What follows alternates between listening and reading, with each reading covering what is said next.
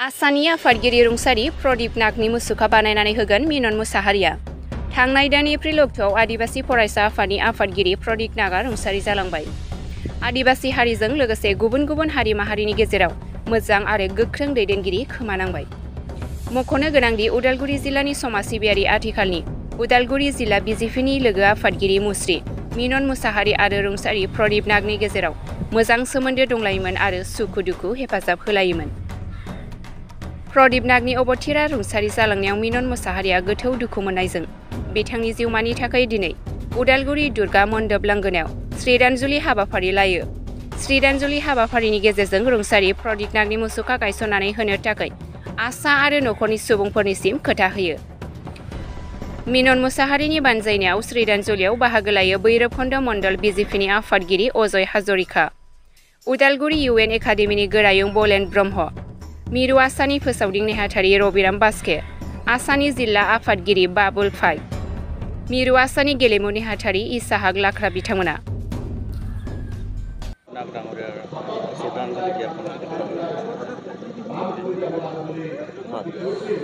जी सदৌ অসম আদিবাসী ছাত্ৰ সন্থাৰ সভাপতি আদিবাসী জনগোষ্ঠীটোৰ যি এক বলিষ্ঠ কণ্ঠ আমি যোৱা 8 এপ্ৰিল তাৰিখে আমাৰ মাজৰ পৰা তেখেতক হেৰালোঁ। তেখেত অৱশ্যে দীৰ্ঘদিন ধৰি ৰোগাক্ৰান্ত হৈ ফালে দিল্লীস্থিত মেদান্ত হস্পিটেলত চিকিৎসাধীন হৈ আছিলে, কিন্তু নিয়তিৰ যি বিধান তেখেত 8 এপ্ৰিল তাৰিখে স্বৰ্গগামী হয়। গতিকে তেখেতৰ যি কৰ্মৰাজি আৰু তেখেতৰ যি ব্যক্তিত্ব সেয়া চিৰযুগমীয়া কৰিবৰ কাৰণে আমাৰ ওদালগুৰি জিলাৰ ওদালগুৰি অঞ্চলৰ বিশিষ্ট সমাজসেৱক মেনন মুছাহাৰীয়ে তেখেতৰ হৈ কিছুমান প্ৰস্তাৱ লৈছে আৰু তাৰে অংশস্বৰূপে আজি এই ওদালগুৰি দুৰ্গা মণ্ডপৰ ওচৰত তেখেতৰ আত্মাৰ সদ্গতিৰ কাৰণে যি শ্ৰদ্ধাঞ্জলি অনুষ্ঠান ৰাখিলে। আমি সদৌ অসম আদিবাসী ছাত্ৰ সন্থাৰ তৰফৰ পৰা মেনন মুছাহাৰী আৰু তেখেতৰ সহযোগীসকলক আমি ধন্যবাদ জ্ঞাপন কৰিছোঁ। আৰু তেওঁ যি প্ৰদীপ নাগৰ ব্যক্তিত্ব আৰু কৰ্মৰাজিক চিৰযুগমীয়া কৰিবৰ কাৰণে যি প্ৰদীপ নাগ দেৱৰ প্ৰতিমূৰ্তি স্থাপন কৰিবৰ কাৰণে তেওঁ উদ্যোগ লৈছে, আমি সেয়া শলাগ জনাইছোঁ, তেখেতক প্ৰশংসা জনাইছোঁ আৰু সদৌ অসম আদিবাসী ছাত্ৰ সন্থাই সেয়া সাদৰেৰে গ্ৰহণ কৰিছোঁ।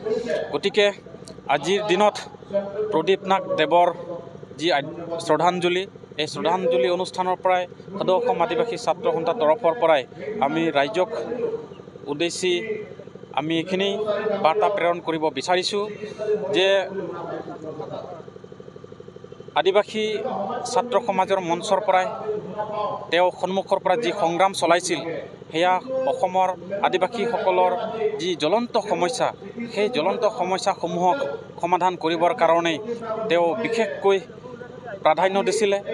আদিবাসীসকলৰ জনজাতিকৰণ, আদিবাসী চাহ শ্ৰমিকসকলৰ যি মজুৰি বৃদ্ধি, আদিবাসী ৰাইজে যি যুগ যুগ ধৰি বসবাস কৰি থকা ভূমিসমূহৰ ভূমিপট্টা বা ভূমি অধিকাৰ ইত্যাদিসমূহক প্ৰাধান্য দি তেওঁ যি চৰকাৰৰ ওচৰত সজোৰে উত্থাপন কৰিছিল, আমি সেয়া পৰৱৰ্তী সময়ত সদৌ অসম আদিবাসী ছাত্ৰ সন্থাৰ মজিয়াৰ পৰাই আমি সেই সংগ্ৰাম আগুৱাই লৈ যাম। আৰু আজিৰ এই স্থানৰ পৰাই অসমৰ মুখ্যমন্ত্ৰী ডাঙৰীয়াক আমি আহ্বান জনাব বিচাৰিছোঁ যে সঁচাকৈ যদি তেখেত এই জনগোষ্ঠীটোৰ প্ৰতি সামান্যকণ সহমৰ্মিতা আছে, এই আদিবাসী জনগোষ্ঠীসমূহৰ যি জ্বলন্ত সমস্যা, যি জনজাতিকৰণৰ যি প্ৰক্ৰিয়া সেয়া ক্ষীপ্ৰকৰণ কৰক। অতি শীঘ্ৰে অসমৰ আদিবাসীসকলৰ জনজাতিকৰণৰ প্ৰক্ৰিয়াটো আগুৱাই লৈ যাওক। অসমৰ চাহ বাগিচাত নিয়োজিত যি শ্ৰমিকসকল তেওঁলোকৰ যি ন্যূনতম দৈনিক মজুৰি তেওঁলোকে নিৰ্ধাৰণ কৰক। লগতে যুগ যুগ ধৰি বসবাস কৰি থকা আদিবাসীসকলৰ ভূমি, সেই ভূমিৰ অধিকাৰ তেওঁলোকক প্ৰদান কৰক। লগতে আমাৰ আদিবাসী ছাত্ৰ সমাজৰ বহুতো সমস্যা আছে, ছাত্ৰ ছাত্ৰী আজিও উচ্চ শিক্ষা গ্ৰহণ কৰাত যথেষ্ট অসুবিধা আছে। তাতে অসমৰ মুখ্যমন্ত্ৰীয়ে যাতে তেখেতে বিশেষভাৱে সুবিধা কৰি দিয়ে, তাকেই আমি আজিৰ এই মঞ্চৰ পৰাই এই মজিয়াৰ পৰাই অসমৰ মুখ্যমন্ত্ৰী ডাঙৰীয়াক আমি আহ্বান জনাইছোঁ। অনুষ্ঠান পাতাৰ বাবে যোৱাকালি দিনৰ 10 বজাত মিনন মুছাহাৰী ডাঙৰীয়াই আমাক ফোন কৰিলে। ফোন কৰি সদৌ অসম আদিবাসী ছাত্ৰ সন্থাৰ বিভিন্ন জিলা সমিতিলৈ কেন্দ্ৰীয় সমিতিৰ নেতৃত্ববৃন্দসকলক তেওঁ নিজে কণ্টেক্ট কৰি মোক ক'লে যোৰাপুখুৰী আঞ্চলিক আৰু কুন্দ্ৰুবিল আঞ্চলিক আৰু কৰামূল আঞ্চলিক গোটাই আজিৰ এই শ্ৰদ্ধাঞ্জলি অনুষ্ঠানত অনাৰ বাবে তেখেতে দায়িত্ব দিলে। আৰু আজি স্বৰ্গীয় সদৌ অসম আদিবাসী ছাত্ৰ সন্থাৰ কেন্দ্ৰীয় সভাপতি মোৰে বন্ধুবৰ্গ প্ৰদীপ নাগ ডাঙৰীয়াই আজি আমাৰ মাজত উকতি গ'লে।